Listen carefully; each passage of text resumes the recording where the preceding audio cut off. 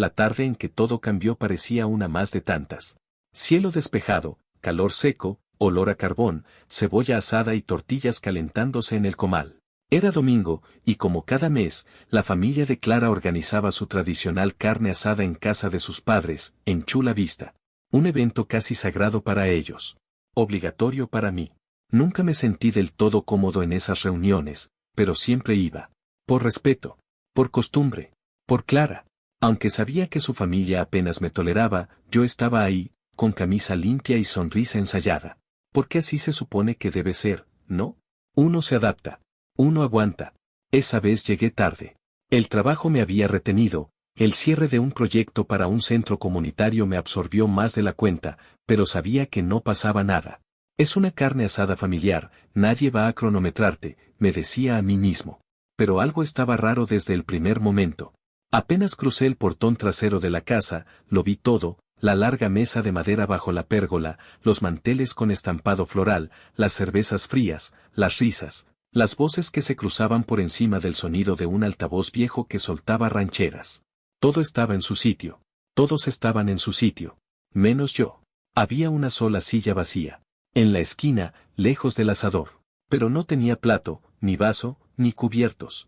Era como si no esperaran que llegara. O peor aún, como si no importara si llegaba o no. Clara estaba de pie junto a su papá, riendo mientras él daba vuelta a la carne. Me vio. No hizo ni un gesto. Solo giró un poco la cabeza y dijo en voz alta, sin dirigirse a nadie en particular. ¿No que ya estábamos todos? Risas. Su prima Elena soltó una carcajada y su hermana dijo UPS. Nadie se levantó. Nadie movió una silla. Nadie dijo, siéntate aquí. Me quedé inmóvil. El sol me daba directo en la cara. Escuchaba las voces, los cubiertos chocando, las risas, pero todo me sonaba lejano, como si yo estuviera detrás de un cristal. Estuve a punto de fingir que no me importaba. De buscar una silla, sentarme donde fuera. Sonreír. Hacer lo de siempre. Pero algo dentro de mí dijo basta. Saqué el celular. Eran las 3:47 de la tarde. Vi la hora como quien ve una señal. Respiré profundo, sonreí sin ganas y dije, con voz clara. Parece que ya no soy parte del menú. Más risas. Algunos voltearon, otros no. Clara apenas me miró. Me di la vuelta y caminé de regreso hacia el portón, sin apuro, sin escándalo.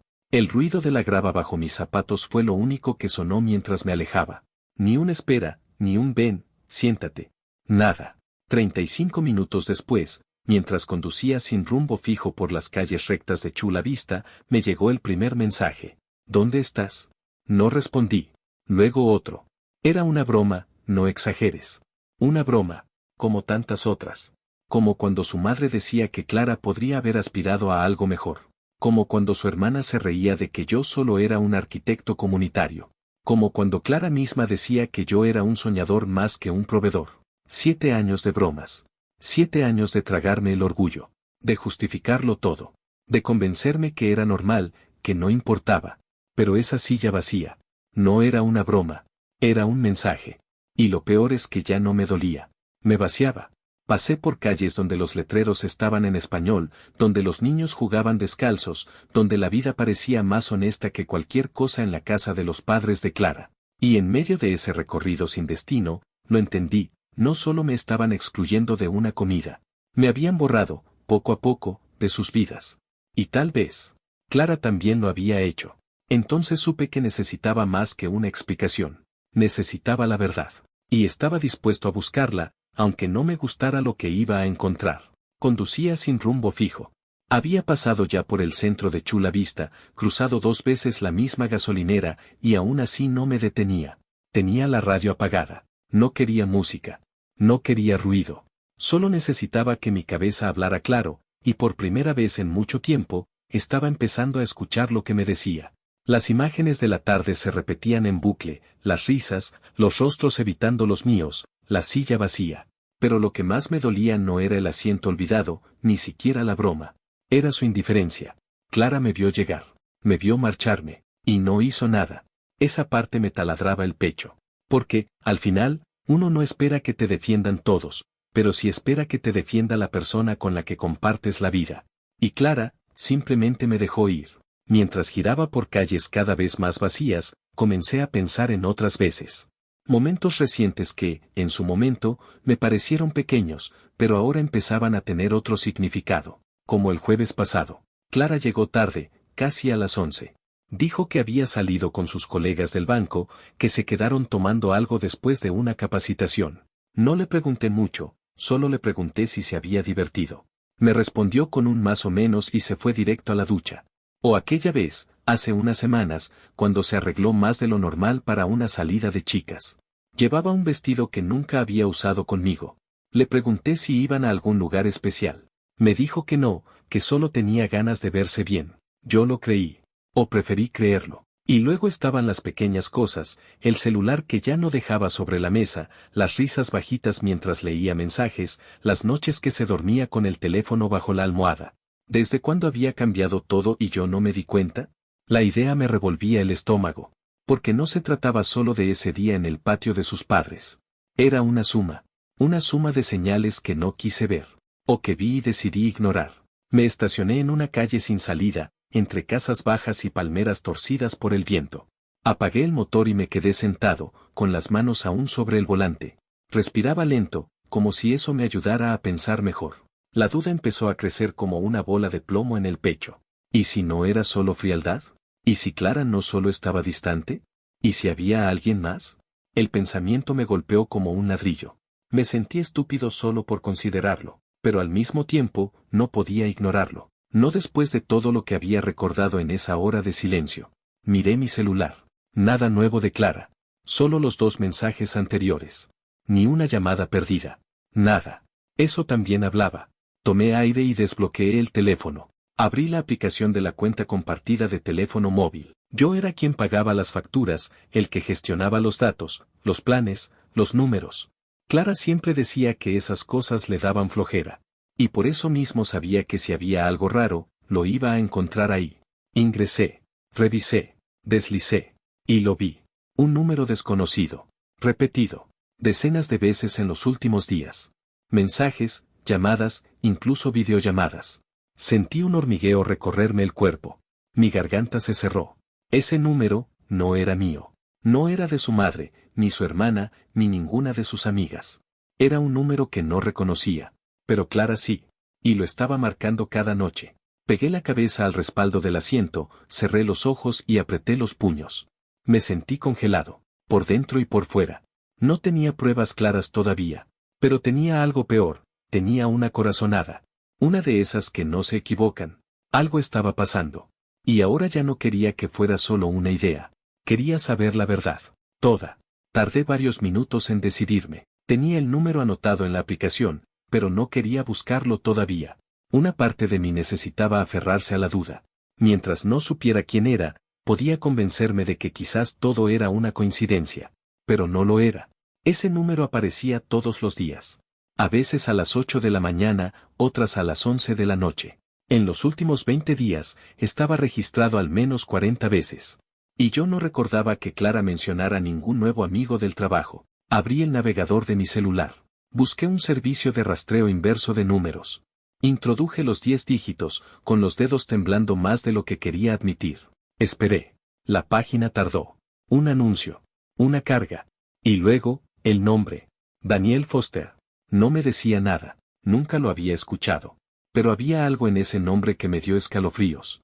Sonaba a alguien que Clara conocería. Sonaba a oficina. A trajes caros. A lo que ella siempre admiraba. Entré en su perfil de LinkedIn. Porque sí, tenía perfil. Daniel Foster, ejecutivo financiero. Trabajaba en una consultora en el centro de San Diego. Alto nivel. Foto profesional. Camisa blanca. Sonrisa perfecta. El tipo de hombre con quien Clara bromeaba, medio en serio, diciendo que eran su tipo. Mi estómago se revolvió. Revisé otra vez el registro de llamadas. El día anterior, 2 mensajes. El martes, una videollamada de 17 minutos. El sábado, 3 llamadas, la última a las 10:43 de la noche. Y justo ese sábado ella había dicho que se iba a dormir temprano porque le dolía la cabeza. Apagué la pantalla. Me quedé mirando mi reflejo en el vidrio del auto. No me reconocía. Parecía otro. Los ojos cansados, la mandíbula tensa, el alma colgando de un hilo invisible. Entonces pensé en la noche en que Clara llegó con olor a un perfume que yo no le conocía. Es de una compañera, dijo. Se me pegó al abrazarla. Mentí al decirle que no me importaba. Pero sí me importó. Y ahora, más. Todo empezaba a encajar. No solo su frialdad. No solo la distancia. Era la forma en que me había empezado a mirar, como si ya no estuviera ahí. Como si fuera un mueble más en la casa. Y la risa en la carne asada. Esa indiferencia. Porque para ella, yo ya era invisible. Miré la hora. Las 5:21 de la tarde. El sol seguía alto, pero la tarde comenzaba a cambiar. El tipo de luz que no calienta, que solo ilumina lo suficiente para mostrar lo que uno no quería ver. Encendí el motor. No fui a casa. Fui a un café con wifi y mesas al fondo, de esas donde nadie te mira. Pedí un americano, abrí la laptop, y me conecté a la cuenta de la compañía telefónica. Desde ahí podía acceder a todo el historial completo, no solo desde la app del celular. Y lo que vi me congeló. Durante las últimas 3 semanas, Clara había intercambiado más mensajes con Daniel Foster que conmigo en 6 meses. Muchos eran en horarios extraños, madrugada, media mañana, domingos por la tarde. Había emojis, corazones, risas. El peor momento fue cuando encontré una dirección. Un hotel. En Gaslamp, zona cara. Aparecía en la localización de un mensaje enviado desde su celular un martes por la noche. El mismo martes que me dijo que se había quedado trabajando hasta tarde. Pegué la dirección en Google Maps. Era un hotel boutique de lujo, con habitaciones que costaban más que lo que yo gano en una semana. Cerré los ojos. La pantalla brillaba frente a mí, como si se burlara. Ella había estado ahí. No había forma de justificarlo, ni reunión de trabajo, ni error. Ella había ido. Había mentido. Y yo solo había dicho que descanses. Un calor frío me recorrió el cuerpo. Era como si ya no estuviera respirando aire, sino una mezcla espesa de rabia y decepción. Ya no era una suposición. Era real. Clara me estaba engañando. Y ni siquiera se estaba molestando en ocultarlo demasiado. El cursor parpadeaba sobre la dirección del hotel en la pantalla. Yo no me movía. El café se había enfriado, mis manos seguían sobre el teclado, pero no escribía nada. Era como si todo se hubiera detenido. Y, sin embargo, algo en mí se acababa de encender. La certeza. No era una suposición. No era una teoría. No era mi mente jugando trucos. Era real. Clara me estaba engañando. Me estaba mintiendo en la cara, mientras yo seguía cargando con bolsas del súper, lavando los platos, pensando en remodelar el baño para que ella tuviera el tocador que siempre quiso. Lo supe con una claridad tan dolorosa que me mareó. Recordé cada detalle de los últimos meses.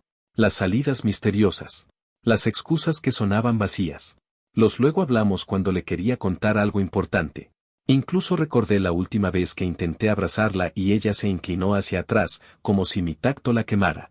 ¿Cómo no lo vi antes? Y luego vino la pregunta más brutal de todas. ¿Desde cuándo? ¿Cuándo fue que dejé de ser suficiente? ¿Cuándo fue que mi presencia se volvió ruido de fondo? ¿Qué día exactamente decidió que yo era reemplazable? Me levanté de la mesa. No sabía si quería gritar, llorar o romper algo. Pero no hice ninguna de esas cosas. Caminé. Lento.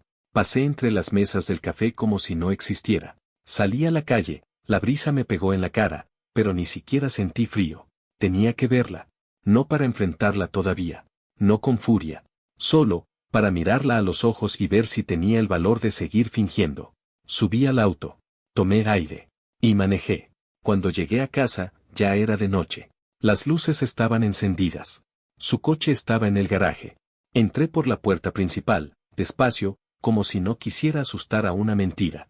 La encontré en la sala, sentada en el sillón con las piernas cruzadas, mirando su celular. El televisor estaba encendido, pero no lo veía. Solo pasaba el dedo por la pantalla, una y otra vez, como si buscara algo que no iba a encontrar. Levantó la vista cuando escuchó la puerta. «Ah, ya llegaste», dijo, sin sorpresa. Eso fue todo. Ni un «¿cómo estás?», ni un «¿podemos hablar?», nada.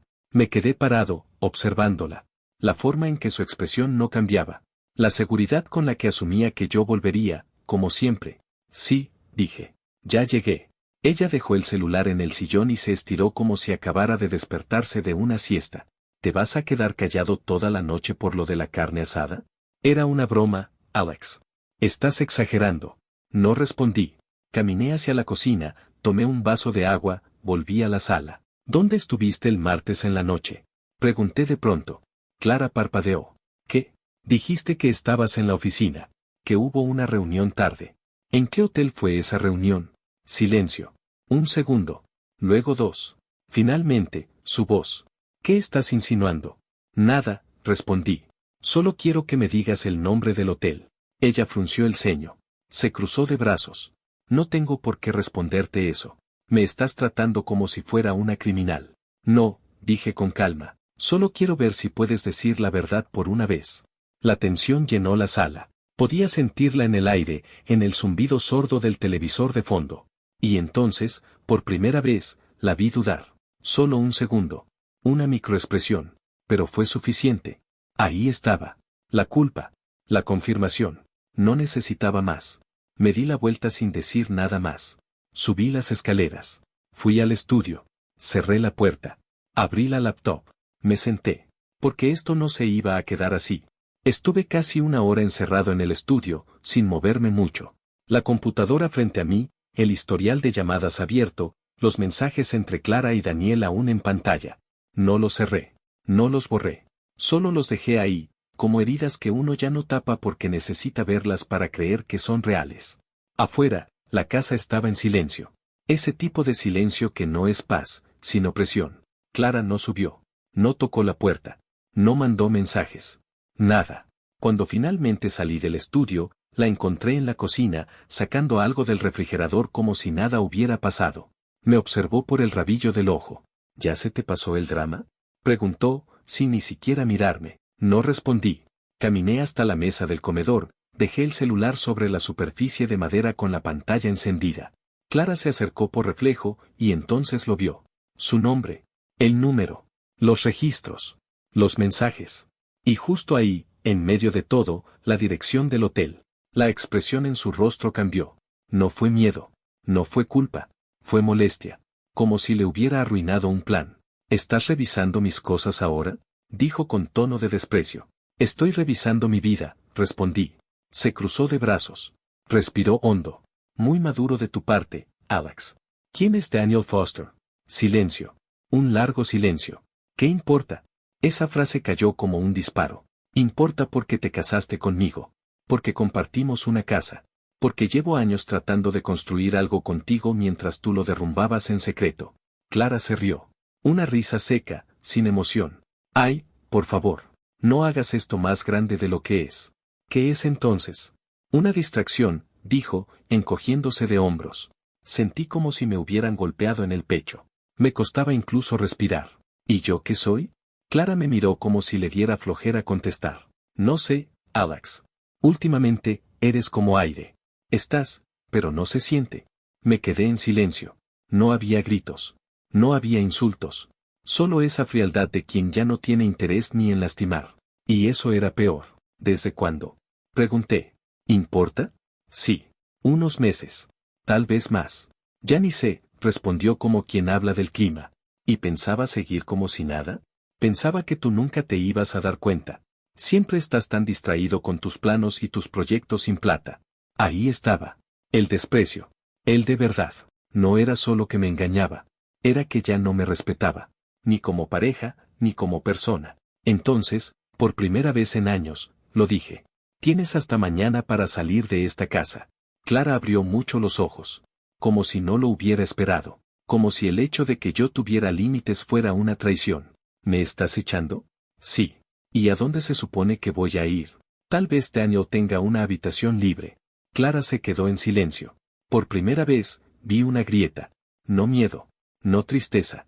Solo sorpresa. Como si se diera cuenta, recién ahora, de que el juego se le había salido de control. Estás exagerando, dijo por último. Yo negué con la cabeza. Estoy recuperando mi lugar. Y me fui a dormir al sillón. Porque por primera vez en años, esa casa ya no era suya. Era mía. Dormí en el sillón, aunque apenas cerré los ojos. No por incomodidad, sino por la tensión. El silencio de la casa era distinto ahora, ya no era una prisión, era el espacio donde finalmente empezaba a respirar. Al amanecer, preparé café. Clara no había salido de la habitación. No bajó. Ni una palabra, ni un intento de disculpa. Sabía que algo se había roto. Y yo no iba a repararlo. A las 9 de la mañana, subí. La encontré sentada en la cama, con los ojos hinchados pero el gesto altivo. «¿Te vas hoy?», dije, sin levantar la voz. «¿Y qué, piensas empacar por mí?». «No, ya no hago nada por ti». Ella soltó un suspiro largo, como quien intenta parecer superior, pero sus manos delataban el temblor. «No tienes derecho a echarme. Esta también es mi casa». «Ya no», respondí, y bajé otra vez. No me detuvo. Me siguió minutos después, arrastrando una maleta. Tiró ropa dentro como si estuviera empacando para un viaje de fin de semana. Sin doblar, sin mirar. Rabia. Orgullo herido. Pura fachada. Mientras ella terminaba de empacar, escribí un mensaje. Uno que llevaba tiempo guardado. No para ella. Para sus padres. Me gustaría pasar a hablar. Solo será un momento. No pasó ni media hora cuando estacioné frente a la casa de Miriam y Gregorio. La misma casa donde, durante 7 años, me ofrecieron tortillas con sonrisas falsas y me preguntaban por trabajitos de arquitecto como si mi carrera fuera un pasatiempo. Toqué el timbre. Gregorio abrió. «Alex. ¿Podemos hablar 5 minutos?» Me dejó pasar. Miriam estaba en la cocina. Cuando me vio, sonrió con la costumbre, no con afecto. «¿Dónde está Clara?», preguntó. Me senté. Los miré a ambos. Clara y yo nos estamos separando. El gesto de Miriam se congeló. Gregorio frunció el ceño. «¿Qué pasó?». Saqué el celular. Mostré la pantalla. Mensajes. Llamadas. Una ubicación marcada con fecha y hora. Durante meses, Clara me ha estado engañando con otro hombre. Se llama Daniel Foster. Y mientras ustedes se reían conmigo en la carne asada, ella me estaba borrando de su vida. Miriam soltó la cuchara que tenía en la mano. Gregorio se quedó sin palabras. «Eso no puede ser. Clara no». Empezó ella. «Puede. Y es». Silencio. «Yo no venía a pedirles nada», continué. «Solo quería que lo supieran. Porque ya bastante tuve que aguantar que me llamaran el soñador, el idealista, el que no está al nivel de Clara». Me levanté. «No tienen que creerme, solo lean». Dejé el celular sobre la mesa. Me giré. Antes de salir, Miriam murmuró. «Lo siento, Alex». No contesté. Ya en el coche, el celular vibró. «Clara, ¿qué carajos les dijiste?». No respondí.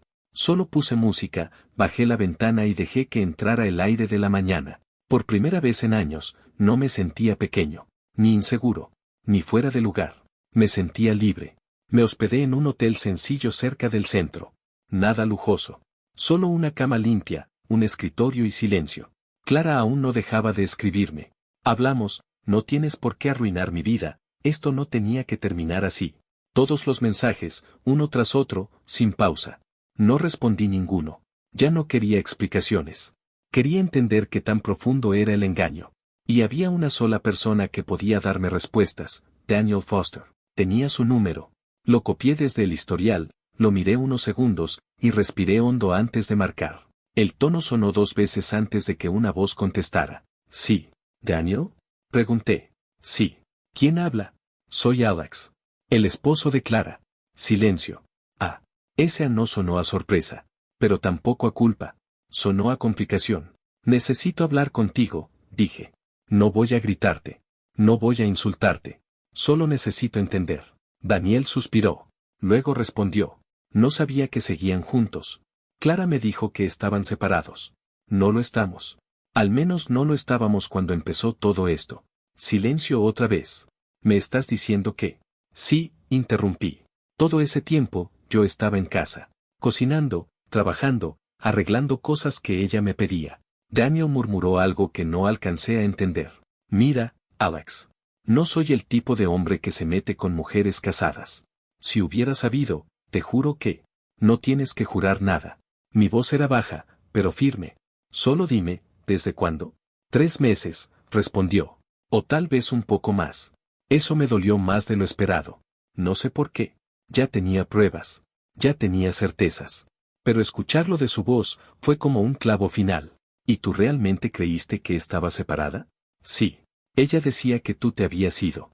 Que seguían en el mismo lugar por temas legales, pero que lo tuyo era solo presencia física». Sentí una mezcla de rabia y burla. Clara ni siquiera había tenido el valor de inventar una buena historia. «Y dime algo más», pregunté. «¿Tú pensabas seguir con ella?». Daniel dudó. «Al principio sí. Pero últimamente, no sé. Algo no encajaba. Había cosas que me decía y luego se contradecían. Empecé a sospechar. Y ahora con esto. Hubo una pausa. Luego añadió. Mira, no quiero meterme más en esto. Pero si te sirve, tengo algunos mensajes. Cosas que ella me mandó. No son bonitos de leer, pero quizás te ayuden a cerrar esto. Mándalos.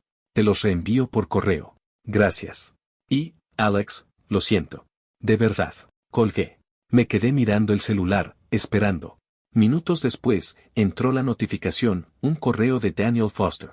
Asunto, lo que necesitas saber. Abrí. Mensajes. Capturas de pantalla. Conversaciones en las que Clara hablaba de mí como si fuera un mueble viejo. Ni se da cuenta, escribió en uno. Todavía cree que lo quiero, en otro. Y finalmente, uno que me rompió algo adentro. Alex es cómodo. Hasta que llegue alguien mejor. No grité. No lloré. No rompí nada. Solo cerré el laptop. Me quedé en la silla, respirando lento.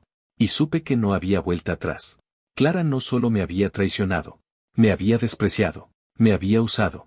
Y ahora, se había quedado sin público para su show. La bandeja de entrada mostraba un nuevo correo de Daniel. El asunto era simple, tienes que escuchar esto. Había un archivo adjunto. Audio. 1 minuto y 34 segundos. Me quedé mirando el icono de reproducción. No quería hacerlo. Ya lo sabía todo. Pero parte de mí necesitaba escucharlo con mis propios oídos. Tal vez por orgullo. Tal vez por cerrar la herida desde dentro. Puse los auriculares. Lady Play. La voz de Clara llenó mi cabeza. Sonaba como en casa, como en las mañanas cuando preparaba café. Pero lo que decía no era para mí. Sí, no se da cuenta de nada, decía entre risas. Cree que estoy en una reunión del trabajo. Está en casa viendo planos o alguna tontería. Una risa masculina al fondo. Daniel. ¿Y no sospecha? Alex. Por favor. Todavía piensa que soy una santa. Me mira como si fuera lo mejor que le ha pasado. Es patético. Pausa. Un ruido. Más risas. Ni siquiera sé por qué me casé con él. Supongo que me convenía en ese momento. Seguridad, casa, alguien que no cuestiona nada. Silencio. Después. Si algún día se entera, bueno, que se aguante. Él nunca se atrevió a dejarme, aunque sabía que yo no lo amaba. Detuve el audio. Me los quité. No podía más. Me quedé inmóvil. El corazón me latía fuerte, pero no era rabia. Era claridad. Una paz extraña. Como cuando uno acepta que algo está muerto y no tiene sentido seguir intentando resucitarlo. La amargura ya no me quemaba. Solo estaba ahí, como una piedra en el bolsillo. Tomé el teléfono. Escribí. Empaca tus cosas. No quiero verte cuando regrese mañana. Esperé. Clara respondió en segundos. ¿Qué estás echándome? Contesté. Lo escuché todo. Cada palabra. Cada risa. Cada mentira. 3 puntos suspensivos. El clásico escribiendo, apareció. Desapareció. Volvió a aparecer. Se quedó así casi 1 minuto. Luego. Alex, déjame explicarte. No hay nada que explicar. La última frase que escribí fue. No te echo por lo que hiciste. Te echo por lo que piensas de mí. Apagué el celular. No necesitaba más mensajes. No más excusas. No más lágrimas de cocodrilo. Fui hasta el baño. Me miré al espejo. No veía a un hombre derrotado. Veía a alguien que por fin se había visto a sí mismo. Esa noche dormí. No perfecto. No en paz total. Pero dormí.